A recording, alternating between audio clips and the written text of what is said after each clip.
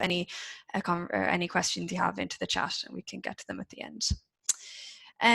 So here you can see the disclosure timeline for 2020. Some of you, or maybe many of you, received an official request for disclosure back in March. The invitation could have come from investors and or some of your customers. And then in mid-April, our online response system opened. So that means companies can already be inputting data into their questionnaires as of about a month ago. And then we'll be running quite a few webinars such as this across April, May, and then the first week of June we'll be holding some global stakeholder forums, so more kind of thought leadership events. So you can keep an eye out for information on those. And an important thing to note is this year, in light of the coronavirus crisis, we've extended our submission deadline. So that would usually be at the end of July, but instead now it's the end of August, so the 26th of August. So now I'll just provide a high-level overview of our 3 questionnaires. I think the climate change one is the one that you might be more familiar with, and it's probably relevant for all companies online today. The other 2 maybe not for all of them, but I will in a later session go more in depth into the water security and forest ones. But just to help you understand what the climate change questionnaire gathers, it is emissions data, but it's not just that. I think there's also a lot of forward-looking metrics that we ask you to disclose. So climate-related risks and opportunities, for example, your targets, are they in line with science, like Brian was mentioning, and then also say governance of climate-related issues. And my colleague Anya is going to go into a lot more depth on the climate change questionnaire, do I think a full hour session on it later on this morning.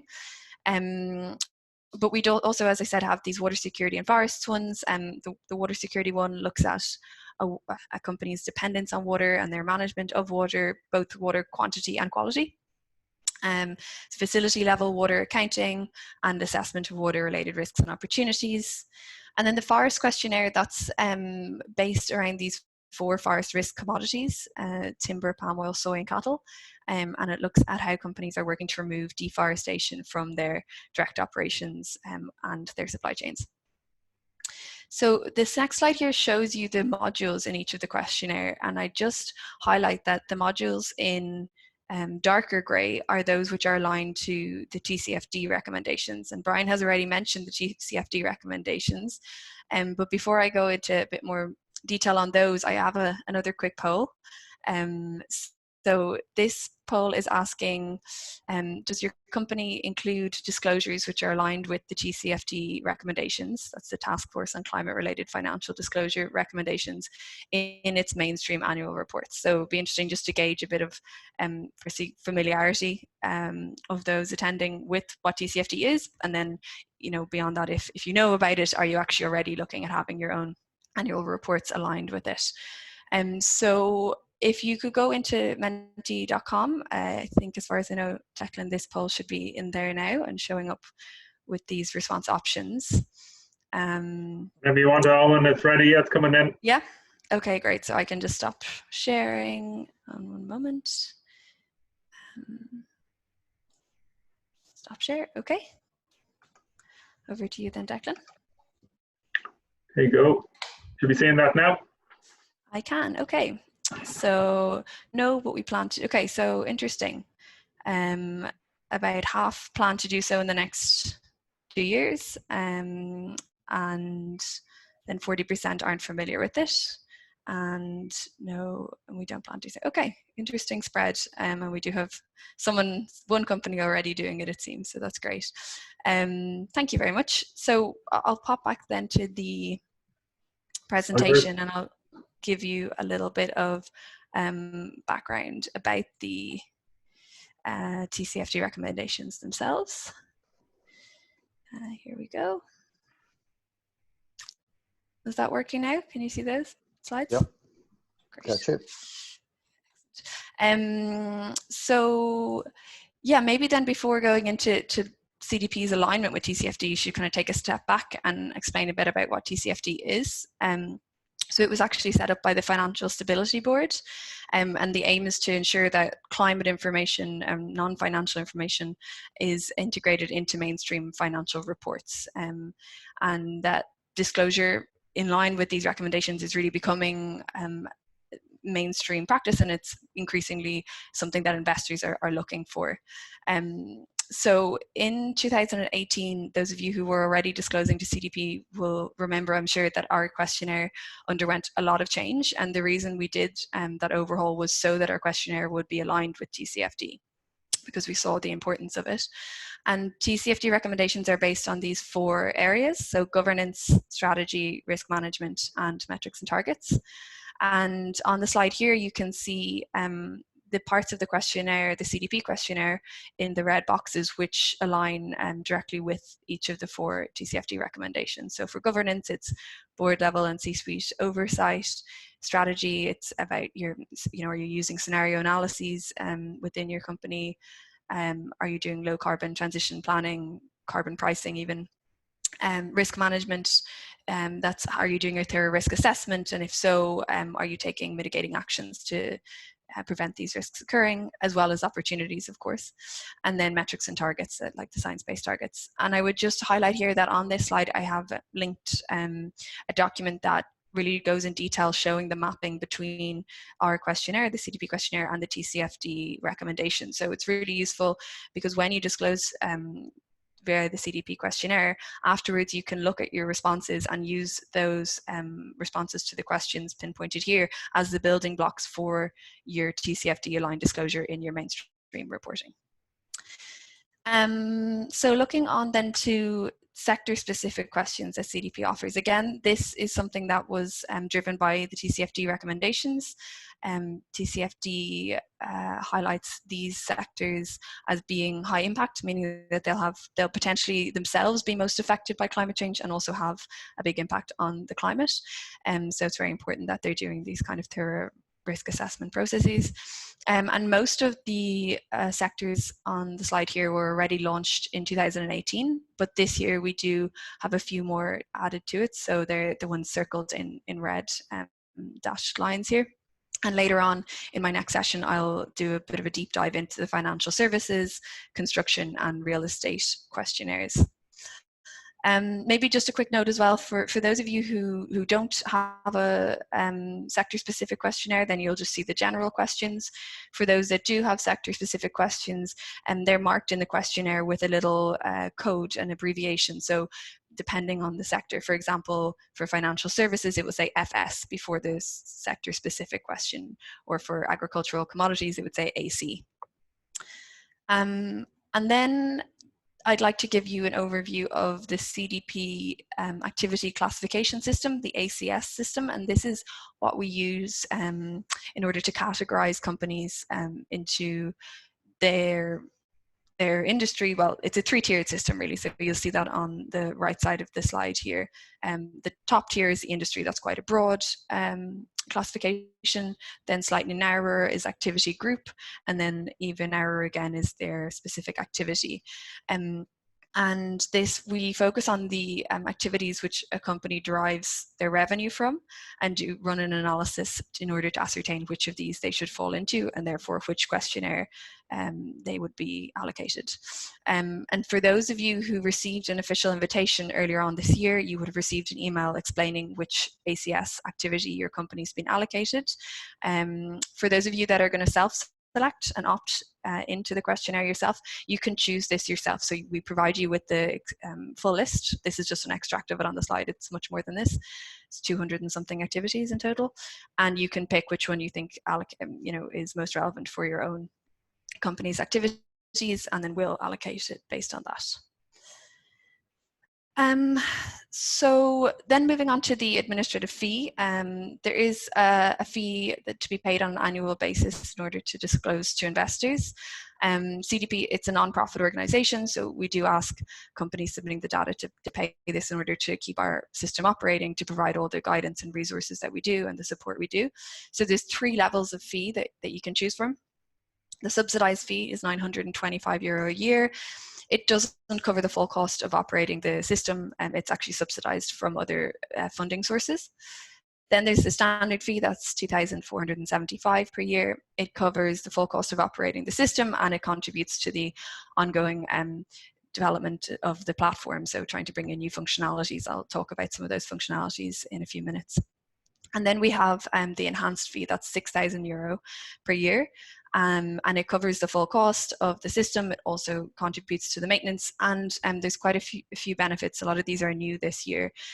You can increase your access of company responses. So most people will just be allowed access 20 public responses.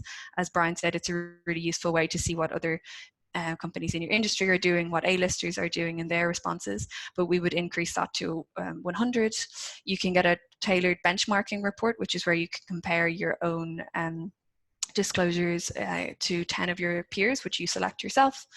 You're also marked as a supporter on our website. You get a badge. And two really interesting ones, I think, are we offer a screening of your top 50 suppliers. So this is to the scope 3 point that Brian was making, where so often a lot of environmental impact lies outside a company's direct operations, and this can help you to ascertain which of your suppliers that is coming from, and are they disclosing already to CDP, and would you like to maybe work in our supply chain program with them.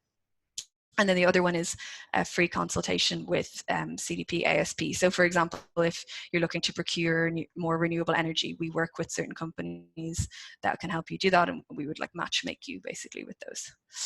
And you can find more information on all 3 of these admin fee levels and what they entail in the link I have at the top of the screen here. So then, wrapping up this part, just a quick note on first-time responders. There's a couple of kind of special rules, let's say, for companies responding for the first time. Firstly, you do have a choice to respond to a minimum version of the questionnaire. So this follows the same structure of the full questionnaire, but there are less questions involved.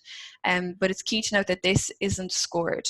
So it can be helpful just to go through the exercise and see what the types of questions being asked are, but it's much less data required, and you don't get the value then of getting the feedback and the score. But we still do see, I'd say maybe 20-30% of first-time responders do opt to do the minimum version anyway, so it's there as an option. And if you do decide then to do the full version because you want to score, as the first year responding, you can keep that score private. That's also an option you have. And then if you did receive an investor request, so if you're not a self-selected company, the administrative fee I just mentioned is waived for the first year of disclosure, so you don't need to pay anything. Okay, so now I will turn to give you a bit of an overview of the platform itself. And I think the first thing to mention is our disclosure platform has 2 main elements. So the first is the response dashboard. And some of you might already be quite familiar with this, but I know, as we've already said, there's a few first-time responders here, so I will give an overview of this. So on the response dashboard, this is where you can see any investor and/or customer requests you've received. You can confirm your participation in the questionnaire, which will activate the questionnaire. And you can also manage many other things like becoming a main user, adding other users and changing their roles, view your previous reports and scores, view score reports. So these are feedback charts we give at the end of every disclosure cycle, and accessing the guidance tool. Then the second element is the online response system. And this is actually the portal where the data is inputted directly into the questionnaire, and they're connected, but they are separate. And in this, you can access and work on your questionnaire. You can export the questionnaire to Excel and Word, and then of course you can submit the questionnaire from the online response system. Oh, apologies. Okay, so first things first, then, navigating to the response dashboard. As I said at the start of the disclosure cycle, CDP sends an invitation to contacts at organizations which were requested, and that email includes an activation link for you to access it.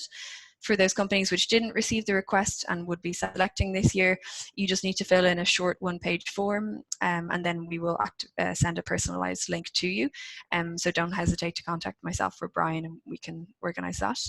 And just a quick note, if you're logged in, you need to just hover on your initials as shown in the orange square there, and that's when you'll see this drop-down option come, and you click on the response dashboard. And if you have set up a CDP account by simply registering yourself at cdp.net and you cannot see the response dashboard when you hover on your initials, it might just mean that your individual personal account hasn't been linked to your company. So please get in touch with us then and we can associate them on the back end to make sure you can see your company's response dashboard there. So this is a slide showing what the response dashboard looks like. I'll just walk through it quickly. At the top, we have this announcement section where the text is, and we update that quite regularly with developments. So when we extended the submission deadline, we put it there. And I would recommend when you log into the response dashboard, keeping an eye on it so you see any updates there. And then below, the part that I have highlighted in red, these are the questionnaire blocks. And only the questionnaires for which you've been requested to respond will appear in color. So we have a color code: climate change is purple, forest is green, water security is blue. And if any of those are grayed out, it means that you haven't received a request to respond to that topic, to that questionnaire. You can always volunteer to do so even without the request, but that would explain any difference in color there. And then the other things I just highlight on this screen is the need help button over on the left, the red circle.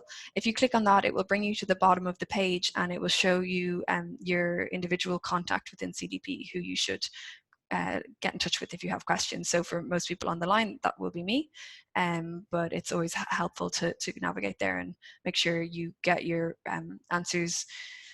questions answered quickly, because they'll be directed to the right person rather than going to a generic inbox.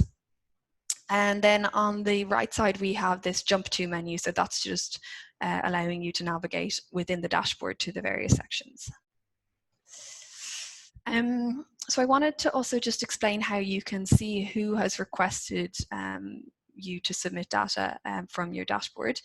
If you click, I'll just go back one. If you click on this confirm participation, or actually below it, if you click on the submission to your customers section, it will expand out to show you what you see on this next slide.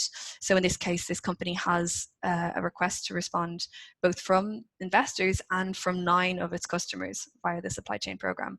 And you can see here each of the 9 customers which are asking for this company's data this year. And if you do have any customer requests coming in this year, what it means is that when you go to your climate change questionnaire, you're going to see all of the modules as shown down here on the right, plus this additional module called supply chain, which I've highlighted there. And that supply chain module is somewhere where you can add in some more specific data relating to the customers who are requesting it. So for example, allocating emissions by spend of that customer, or allocating emissions by products purchased of that customer. But overall, the important thing to remember is you only need to enter your data once into the main questionnaire, and that data is going to be sent to both investors and customers. So you don't have to do multiple submissions. So then looking at how to actually activate your questionnaire and get started. So back on the dashboard, as I said, there's this confirm participation button. So you need to click on that. And once you do, you will be asked whether you would like to become the main user for your organization for this year. You'll see this screen appearing.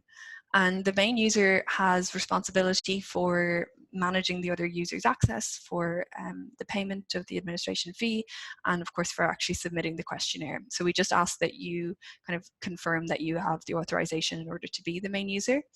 And do please note that there can only be one main user per organization per disclosure cycle, and it can't be a consultant, so it needs to be someone within the company.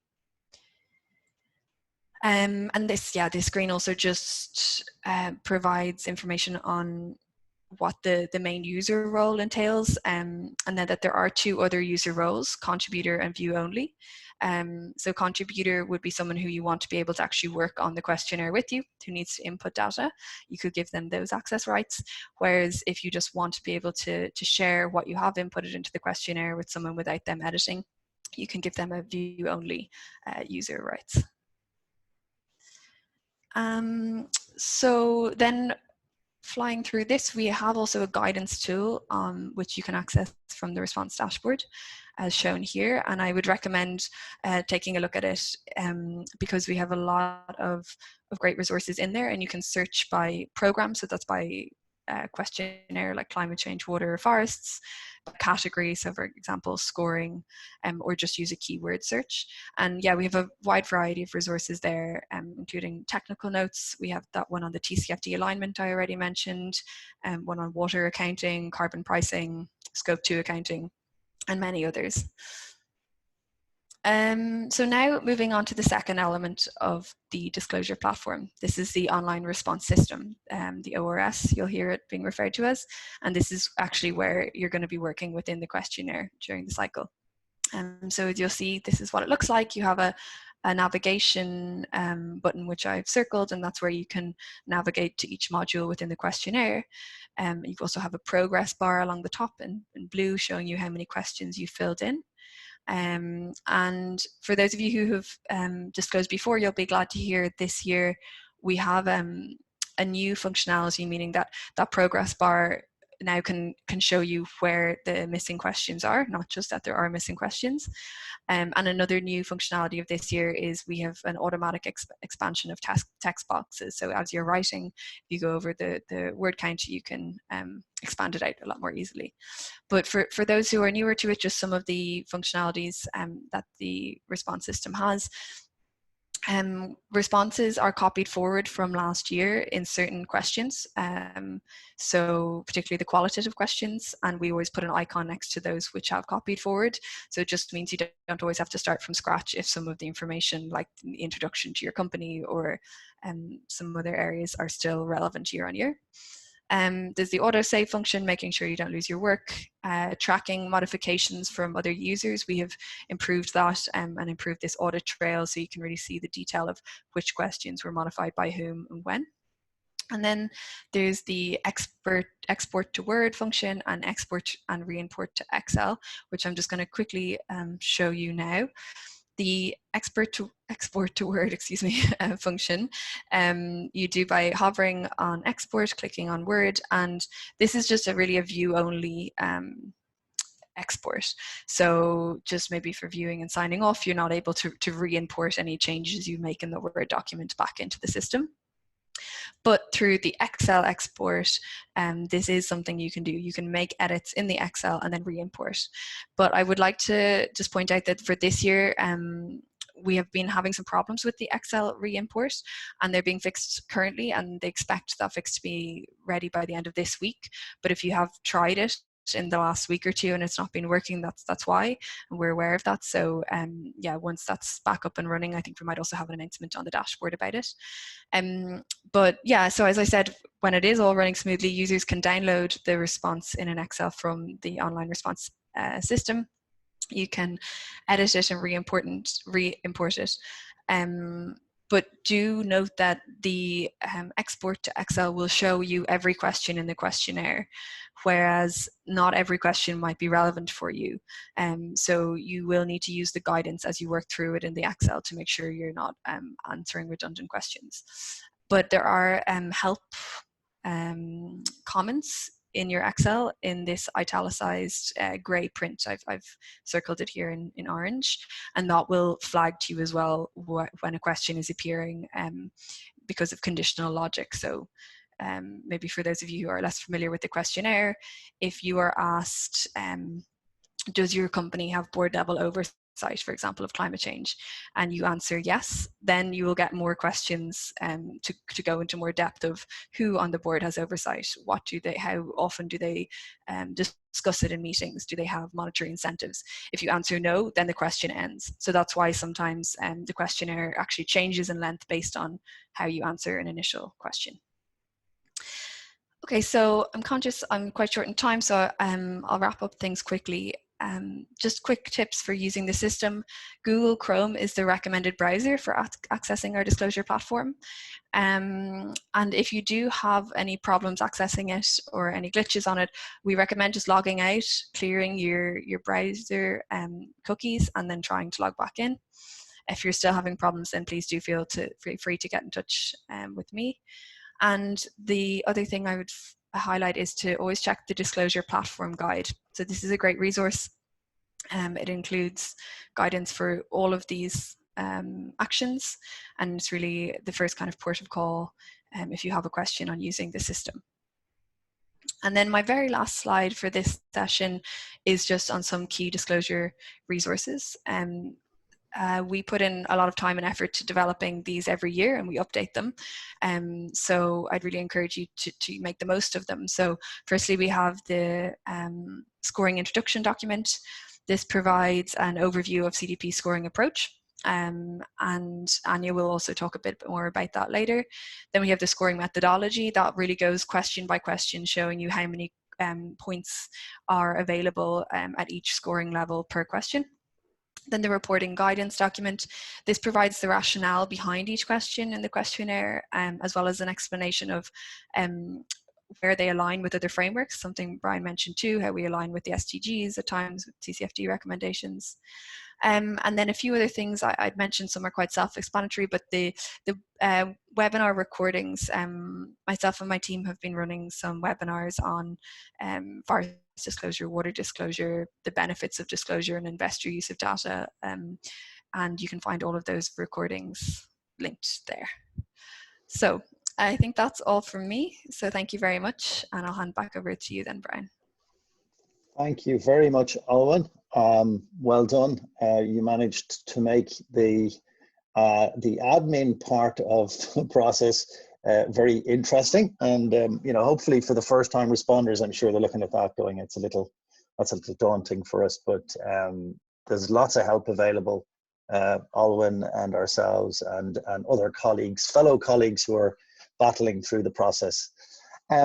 So this is our first break, and we're about 5 minutes behind, but I'm going to try and catch up if we can.